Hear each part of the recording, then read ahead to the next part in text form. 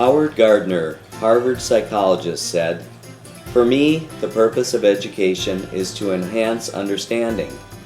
Teachers work to produce understanding in their students, whether the topic is literature, social studies, math, or science.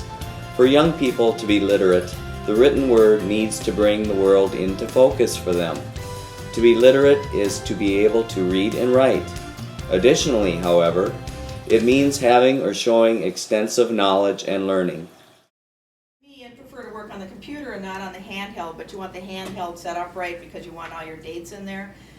We'll be setting up this program on your laptops, and you can work on your computer and then sync it to your PDA, your Palm, or you can work on your Palm like you're off at a meeting and sync it back to your computer so you're up to speed, or you can do it at home.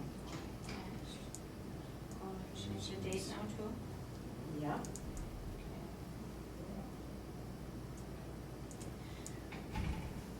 These PDAs, you can type on them sort of with your stylus, or you can use what they call graffiti and handwrite your messages in. So you'll be playing with graffiti a little bit today. We won't be doing any listening to music. Greg can figure out if iTunes will work with it, but I don't think it will. But you need an expansion card, and you can take pictures. Oh, yeah, well, you have to get an expansion card. Yeah, I don't think iTunes will work. But you can take pictures. Take a picture of Laura. I don't want my picture taken. Yeah, and then just touch it with the stylus. Oh, wait, where did you fit? PDAs are used in our reading program, especially for student assessment. Did you take it yet or not? Jump around if it really makes sense to you. Or if you I want heard to. it. USA Central, I see. Oh my gosh, that's too funny. All the different features. So then I can put that into here. I can do this Did you instead of find- having to get the digital camera. Did you find USA Central? Chicago. You gotta go to Chicago, I'll have to see. So if I want to put that in, or should I do that later? Yeah, Do I need to save it though? It's, Should I save it if I want to use it for later or no? you know what, well, I've never seen it like that. You push save, what happens? Mine always just saved. Yeah. The quality isn't the best. I think it would be good if you went outside on a field trip with the sun, or if it's real bright light, because it's, When I say the word mop, I want you to tell me the sounds you hear in the word mop. Can you do that? What sounds do you hear in the word mop? Very good. Remember, you can say the sounds like mop too as well, okay? Here we go. Are you ready to take a test? We're going to start with the word dreams. Can you tell me the sound you hear in dreams?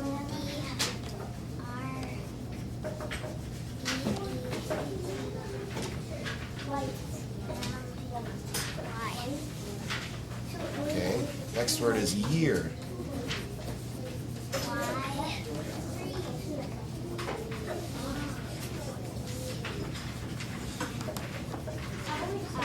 Okay. Next word is match.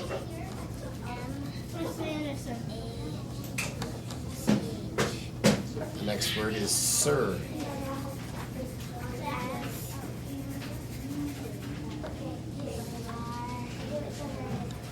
Okay, the next word is meet.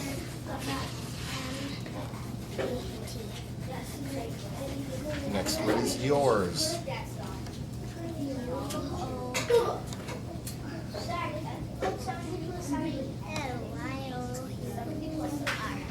Okay, you are done. Very good, Alyssa. Good job.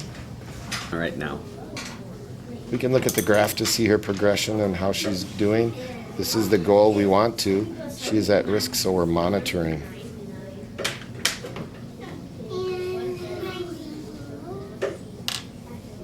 And we can go back in and set different things.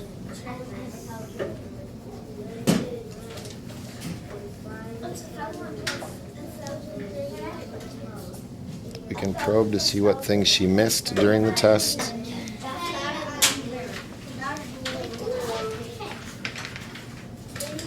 And we can validate that probe. Okay, Jake, I'm going to have you read this out loud. If you get stuck, I will tell you the words so you can keep reading. Okay? Okay. When I say stop, I may ask you to tell me about what you read, so do your best reading, okay? 6 years ago. Hold on just a minute. Okay, you may begin now.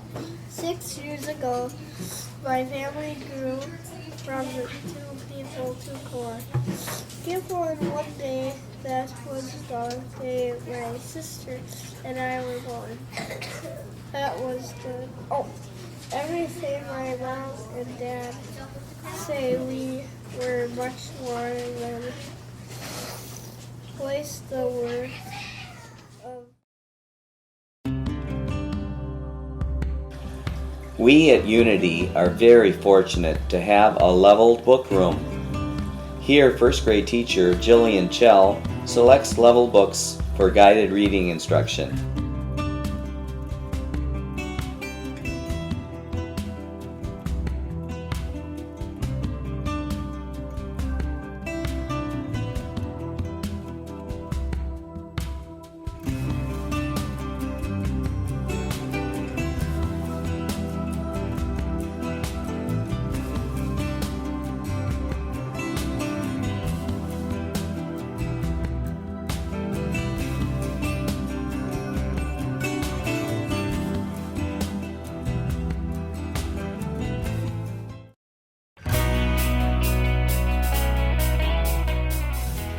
Here, 5th grade students use books from the level book room for independent reading.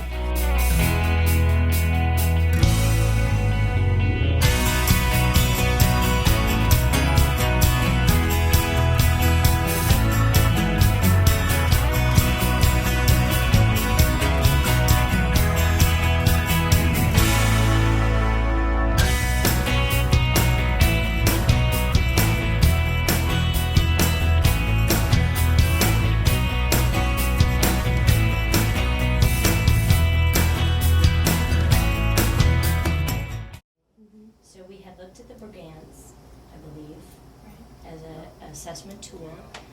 Thought that it maybe was a little much to do during a short period of time seeing them.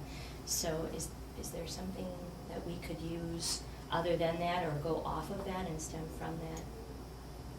I think stem from it. I think it was way too much at 3 or 4 to assess them from that. And make it simplistic, so it's like a checklist. Yes, I mean, So more like a checklist. and a lot that you could do off of observations. So if they Mhm. were free playing or doing whatever, you could gather a lot of it The from information that. was. You know, maybe if you pull them back for a minute or two to do a couple of the things in there, that would be fine. But I don't think you want something formal where you're sitting down and like thoroughly assessing it, because we don't have time and it's So not we want to take appropriate. elements, what I'm hearing from the Brigance, and assimilating into something that might be working for us. Yeah. Is that true? And even like during the project time, we'll be able to assess their fine motor skills and how they can do with cutting And is that something that we would bring up to the upper gym then too, when we do those large motor activities? I think so. I think it would be nice to know where they're at with their gross motor skills as well as fine motor control. So. I think that's a good place. I want to share an activity with you that I have come across, and I thought it was a really good thing for kindergarten, first, second, maybe even some of your special ed kids. We have done word sorts and all that, and some letter sorting, especially with kindergarten. This one is really laid out nicely, so you can make it a learning center. They have to find the letters that have circles and sticks, or all sticks, or some slants and things like that. I know we do have Demelian, but some of this could be altered. The ones with tails, those will go below the line, and here's another one. Oh, yeah, below the line right there. So we could use magnetic or even foam letters or anything that you like. So I thought this would be something fun to try with the kids. And I'll give you each one to look at. There's also, this would be the assessment form that you could use with the students who are following through on some of these ideas. They can do sorting words, and this one over here is the sorting letters part. But it's really kind of, I'm going to try this with some of the Title I students, because right now, visually, they're not connecting with configurations and things like that. So I thought I'd just share that with you. Thank you. Any questions about it? It's pretty simple. Can I share one more activity? Sure. Yeah. This one I have started to use with 4th grade, and I'm going to share it with everyone also. This idea is, it focuses on 2 reading strategies. One is visualization, and the other is inferencing. It can be done with K1, 2, but with kindergarten and 1st grade, you probably model it quite a bit before you ask them to try it on their own or even working together. And basically what it is, you're reading a story, and this is what I did with 4th graders. I read the story Paul Bunyan, because this is really a strange version of Paul Bunyan. And I would stop from time to time and say, okay, stop and draw. It's called stop and draw, really simple. And they have to write in the draw in their circle what they see in their head, because they're not looking at the book, they're just listening to a story. And the trick of it is, I tell them I'm going to count to 10. And when I count to 10, you have to put your pencil down, because we're not doing artwork here. We're just putting down what we see in our head. So usually when I've done this, I'd say, okay, stop and draw, and then I go 1, 2, 3, all the way to 10. And then they put their pencils down. Then I say, please talk, turn to the partner, share within your group, and then they talk about all their little pictures that they put together, what they saw in their head. Then when we're done talking, I say, okay, now your turn to write. What do you think will happen next? And they have to write it right next to the bubble. And with kindergarten, like I said, you would model it. And then hopefully they would move into this area, and then maybe by the end of the year they can do the inferencing too. It's a fun, it's been a lot of fun, even with the upper grades. They just really get into this activity. And what I've done with this, I practice it with everybody. Then we do our guided reading. Then this is what they're doing with their books. I identify the pages they're going to stop and draw. Okay? And you can give that a try with this too. Any questions about that? I do have kids, they say, oh, you're not counting, because they really like it when you count out loud, and then they know how much time they have left, so it goes a little faster. So, You could also use this when you're talking about beginning, middle, and end, like with kindergarten. I mean, this format that you have could also be something that could be used for that. story structure, sequencing, Yeah. all of that. Yeah, with Go bullet right points. along. 3 separate characters. Exactly. Sensory imaging makes reading pleasurable. When readers get pictures in their mind while reading, they are more likely to hang in there with the text against difficult odds.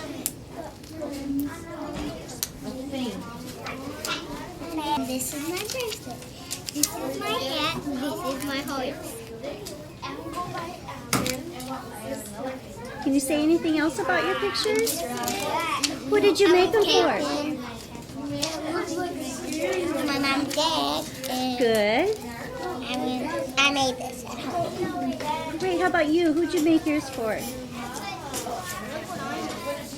This is my head I made at school. Okay. Or in the art room. Yeah. These are my hearts I made for him. Sometimes mine's right here. You go first. Yours is first. Sometimes I snore when I.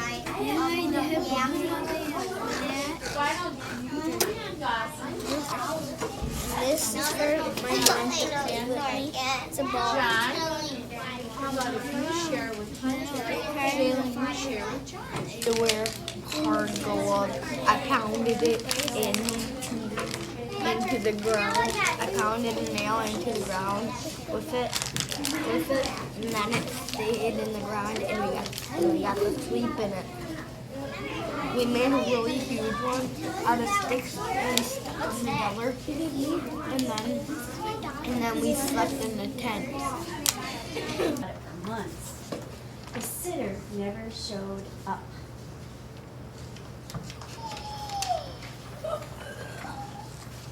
I do not know who thought of it first, but there was plenty of paint in the garage.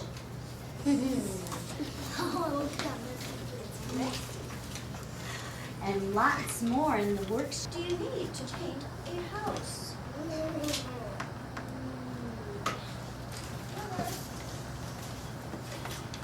The woodwork goes pretty fast. I like the blue. Oh, lovely yellow.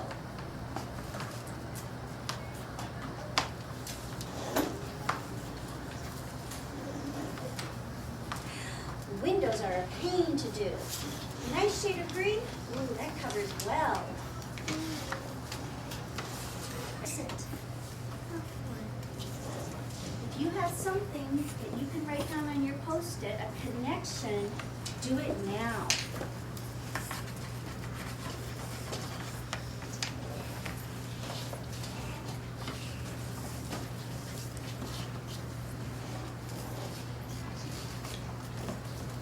I'm going to continue reading. Can is empty, I'll get another. What a terrific red. Oh.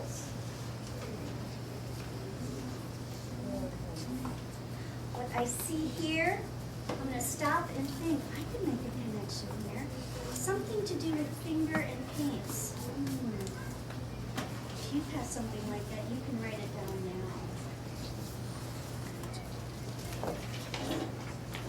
The fence needs painting too. Pretty cool.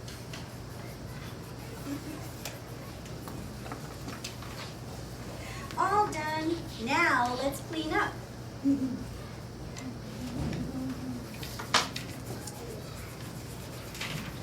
With this one, look. Get cleaned up. Take a bath. There you go. There's your connection. Right in the bath. Get red. Have you ever washed your pet? No. Turn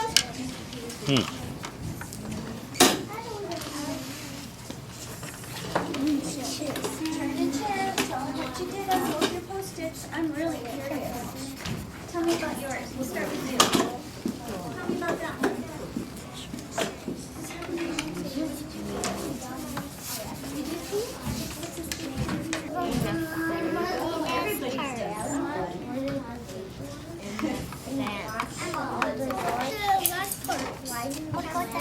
Okay, why don't you do your second one?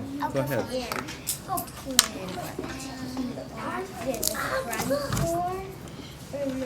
Talk about your second picture now.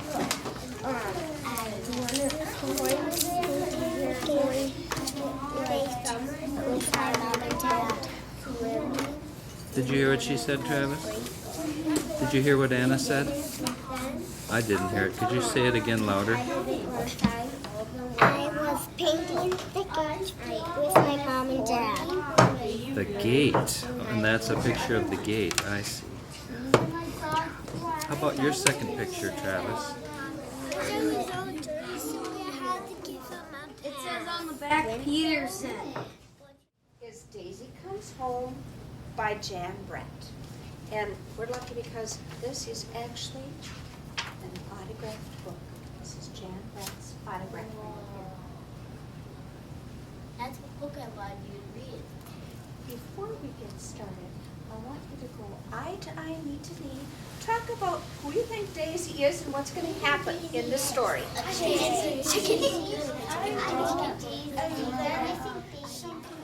Readers pay more attention when they relate to text to self, text to text, and text to world.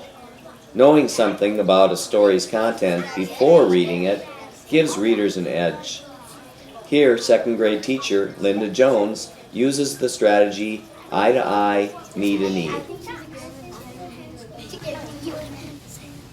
First of all, I'm going to start with this from back there. What do you think is going to happen in the story? Well, Josh and I think the same thing. We think that Daisy's a little girl and she lives up in the country, and then one day something bad is going to happen and a weird creature is going to come, and then it's going to turn her into a chicken. She's going to go floating down the river and go down a waterfall in a basket. Well, you see the basket in there. What do you think, Josh? That's the same thing. Okay, so he talked for both of you. Master, are you talking for both of your people in your group? No. Okay. I'm talking for me, and then Jared might be talking for All right. I think that that one of the chickens run away, and then Daisy goes and finds it, the girl. Okay. What do you think, Jared? I think a big dog wolfy could come Talk real loud. and the chicken run away, and the girl clappers the wolf, and the chickens fall down the river. Interesting. What do you think, Allison? I think that it's a girl and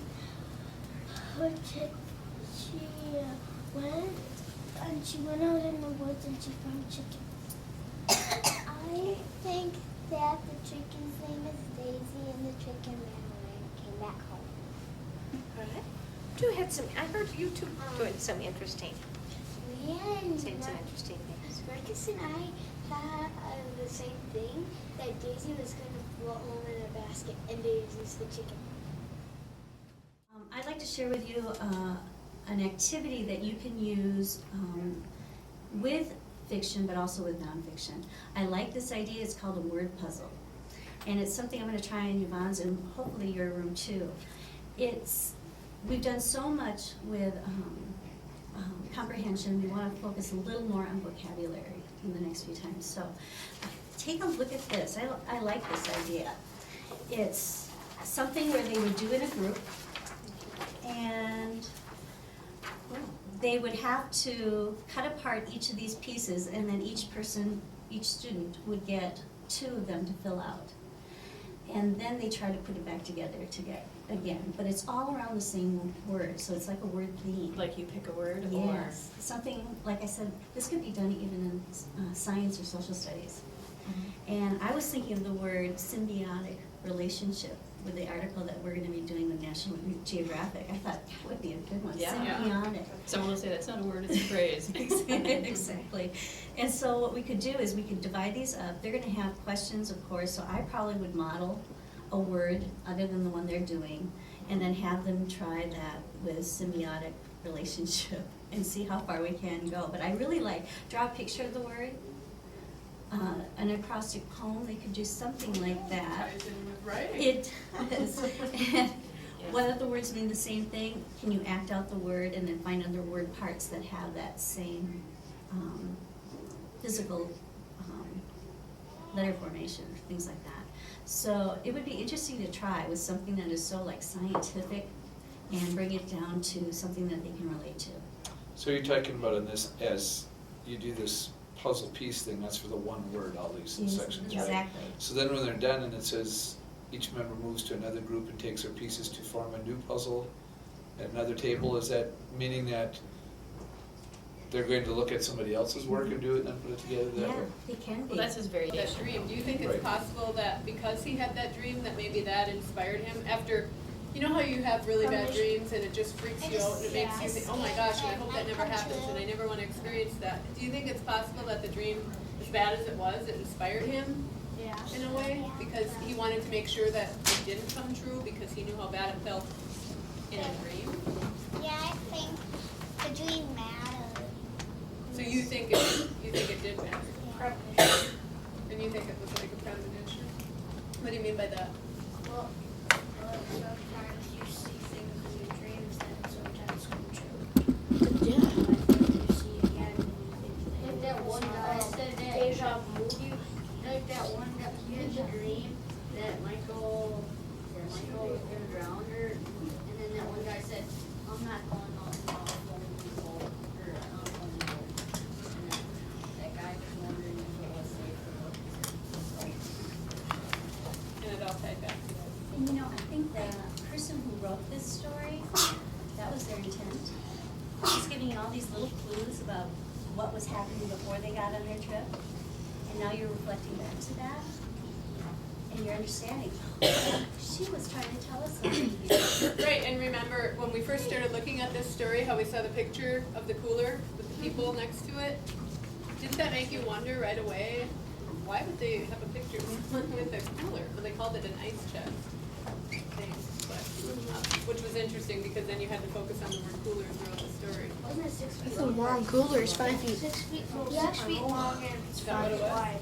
I don't recall It that. says. But 6 feet, 1, 2, 3, 4, 5, 6. So from here to the board, that long, and then as wide as about from myself to Alicia. Which, you know what, that's a big cooler, but you see the size of the people? They could hide inside of this. How would you fit inside of it? Can I ask you one more question? It's got vision. Can I ask one more question? Do you know the word cooler? I said I put on the board yesterday. Why is that word so important? Can you give me some reasons now?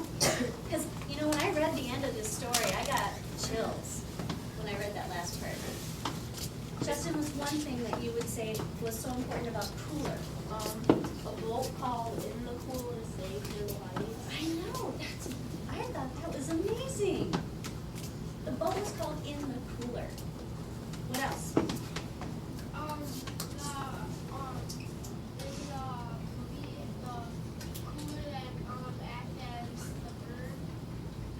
Oh yeah, he took that cooler and what did he do with it? Put it underwater.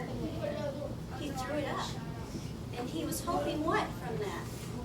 He was hoping that someone would see it as one of the words that the fishermen really liked, and they would look over that way. And go fishing, right? They knew fish were there then. Good point. Was there one last thing? Shauna? The cooler that saved their life. The cooler that saved their life.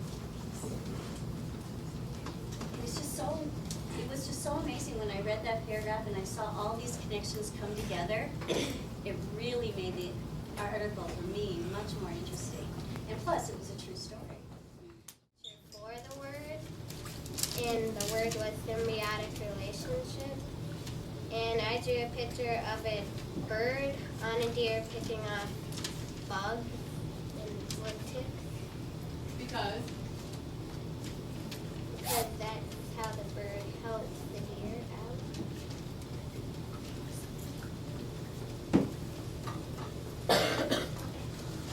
I had to write the word, break the word up, break the word apart and tell a word that begins like it, as middle like it, and as ends like it.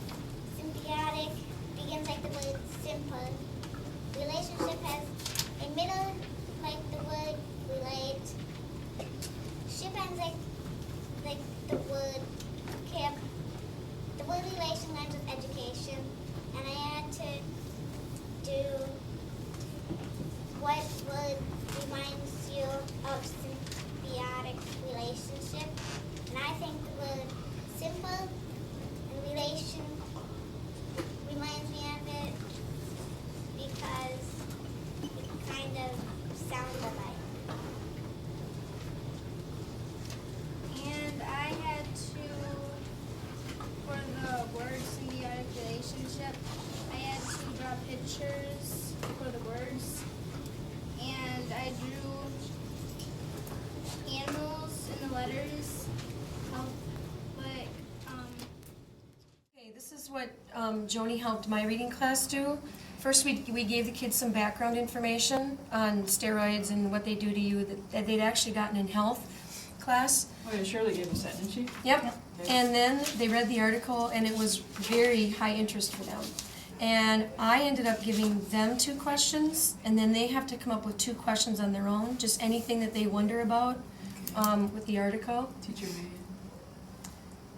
Yep. Teacher made. And then, Student generated. yep. Okay. And then practicing the inferences, then when they come up with one of their questions, then they put down what did the article have to say about it. And I had to emphasize the article might not answer the question, but they need to document what did the article say about that, even though it might not have answered the question. Some of my students aren't going to want to do that, so I'm going to put a box here that says For page number? Good idea. And they know they have to do something. Yep. I also found that what I led into it was, of course, we did the easier stories of the Goldilocks and the 3 Bears, and then I told them what we're doing is working to a little harder material. And then this time I introduced that now they have to generate a question too. I also used 2 questions that were generated. A very high interest article, and they did come up with some really good questions on their own, which we'll cover today with them.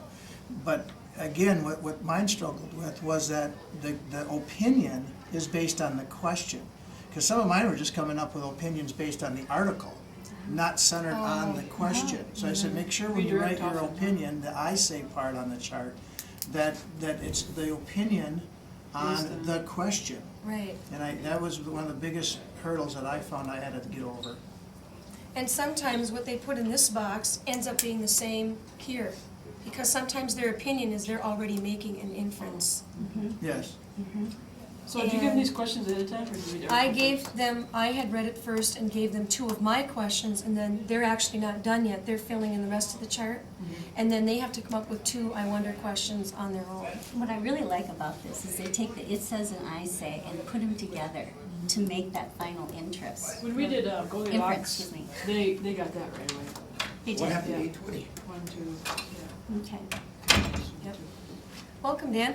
And I found that the first question that I got from you asked why did they shoot the steroid in their hip isn't really answered in the article, No. but that they could still have an opinion on it. Right. Which generated a lot of good And comments. there's still a location to find some information to at least make an inference or have an opinion. Yes. Right. Yep.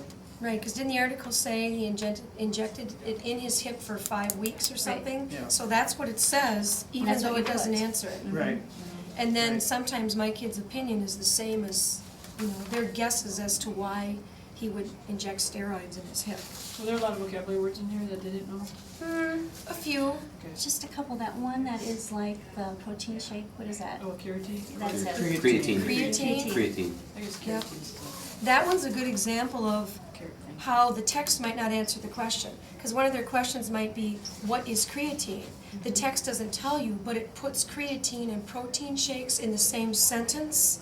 So that's what they would put down. The text said, well, he tried creatine and protein shakes. And the fact that they're in the same sentence might lead them to conclude, well, maybe it's some sort of nutritious And that's protein what you drink. And that's what you put for I say. Right. Well, since they're written with the protein shake, they must be similar, and that will lead me to my inference then. So I think it's something along that line. So. Yep. And since we moved into questioning on their own, I also prefaced that with, where do you get questions?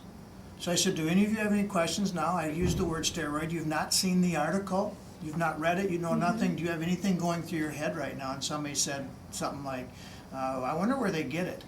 They had not read, so I said, yeah, questions can come before you even see anything. And then we talked about questions generated as you're reading. I said, where do I come up with these questions? So, because I was a little afraid that they might not know where to come up with questions. So. Right. They had a lot of prior knowledge to something like this because of the Olympics, because of people that they watch on TV and people getting suspended for it, and then that kind of thing too. And that's helpful. Yeah. It really brings their background knowledge into what they're going to be reading now.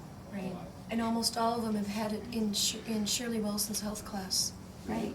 I think what shocked most of the kids was that kids would still take steroids when they know how dangerous it is. And I think it surprised them how the parents reacted when they tried to stop it. So it's going to be a good article.